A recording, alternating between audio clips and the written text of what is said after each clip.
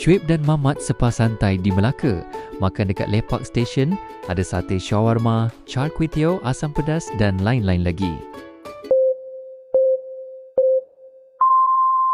Walah Mat, hari ni kita santai di Melaka, Mat. Best Ya. Tempat besar. Ya. Kau nak apa semua ada kat sini. Okey, kita tunjuk. Nah, ini dia.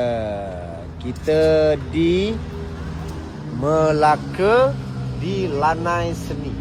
Nama tempat ni, pot ni Lepak. Betul tu. Orang senang kat sini, senang parking kereta. Senang ah. Senang segala-galanya. Anak-anak nak bermain tempat besar. Senang. Tak, sebab sini dalam ni Aitro Golf Course. Okey.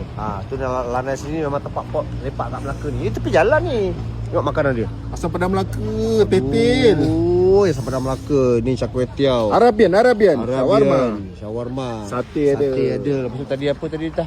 Air pun ada semua macam. Rojak